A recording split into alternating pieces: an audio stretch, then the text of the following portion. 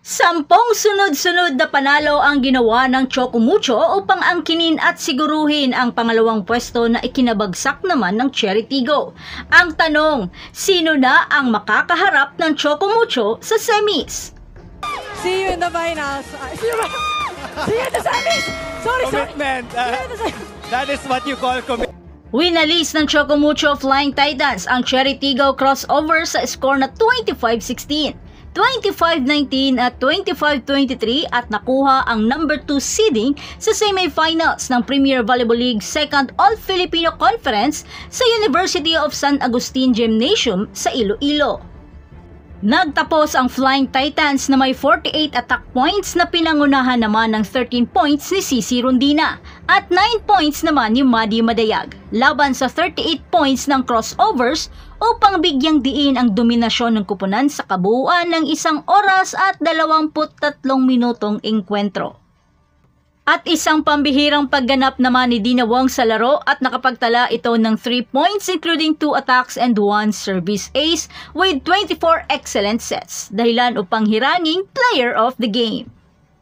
Sa pamamagitan ng pagpapamalas ng kanilang mga firepower, ipinakita ng Flying Titans na hindi lamang ang kanilang mga teknikal na kasanayan, kundi pati na rin ang kanilang madiskarteng katalinuhan na nagpapanatili sa kanila sa muling pagsabak sa semifinals. Ito naman ang muling paghaharap nila Ponggay at ng kanyang mga dating ka-teammates sa Chocomucho at ang paghaharap ng dalawang reyna ng mga Tigre. Sa first set pa lang, dominante nang nakuha ng Chocomucho ang momentum, lalong-lalo na sa dulo ng bakbakan. Nagpaulan ng matinding mabibigat na service aces si Madayag dahilan ng malaking pinsala ang naidulot sa crossovers.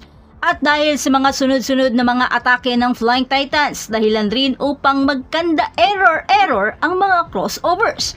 Umpisa pa lang, target lock na sa service line si Eya, kaya isa rin sa nagpapilay sa Cherry Tigo. Sa second set, di pa rin nila tinigilan si Eya Laure. Kinailangan nilang pilayan ang Cherry Tigo sa kanilang scoring machine. Habang ipinasok naman ni Coach Kung Fu si AJ Laure upang tulungan ang kanyang kapatid. Sa kalagitnaan ng laban, nagsimula namang mag-init si Eya. Pero di pa rin nila masolusyonan ang mga mabibigat na atake ng Chocomucho. Dahilan upang mawalan sila ng receive. Habang si Wong ay walang humpay rin sa pagbigay ng kanyang mga want-to-play. Sa score na 17-23, kontrolado na ng Chocomucho ang laro. Bagamat binalasan na lahat-lahat ni Coach Kung Fu ang kanyang manlalaro upang buhayin ang kanyang kupunan pero di pa rin sapat. Pinilit pa rin naman ng Cherry Tigo pero dahil sa di pa rin nila masolusyonan ang kanilang problema sa first ball, kaya eto rin ang nagpatay sa kanilang momentum. Sa third set, mukhang nakakabawi na ang Cherry Tigo. Nagawa na nilang maidikit ang score. Sa puntong ito, sobrang dikit na ng laban. Pati ang kanilang magiting na libero na si Nierva ay nakikisabay na rin sa paggawa ng puntos. Talagang pumalag na rin ang Cherry Tigo sa puntong ito. Hindi rin matatawaran ang kayod kalabaw ni Jen Nierva sa pagbuhay sa bola. Nasolusyonan na rin niya ang matagal nilang problema kaya nakakapag-set na ng maayos sina Nabor at Kagande. Pero di pa rin paawat si Wong dahil litong-lito naman ang mga blockers ng Cherry Tigo. Habang sina Ses at Cici naman ngayon ang nagsasagutan ng mga atake. Hanggang sa naitabla na ni Cici Rondina sa isang off-the-block hit at tinapos naman sa isang mabigat na down the line. Dahilan upang makuha nila ang pang-10 sunod-sunod na panalo at secure na ang pangalawang pwesto sa semis. Ang makakalaban ng Flying Titans ang number 3 team na pasok sa semis, habang ang number 1 at 4 naman ang magtutunggali sa isang pares ng best of 3 semi-playoffs. Ang mga mananalo ay maghaharap naman sa kampyonato sa isa pang best of 3 affair. Ngayon ang tanong, sino kaya ang makakalaban ng Chocomucho sa finals? Sa ngayon, ang Cherry Tigo ay mayroong 8 panalo at 3 talong record, habang ang Signal ay mayroong 7 panalo at 3 talong record. Ang huling makakalaban naman ng Signal ay ang Galleries High Risers at doon magdidikta kung sino ang mas mataas ang puntos at kung sino ang makakakuha sa pangatlong pwesto.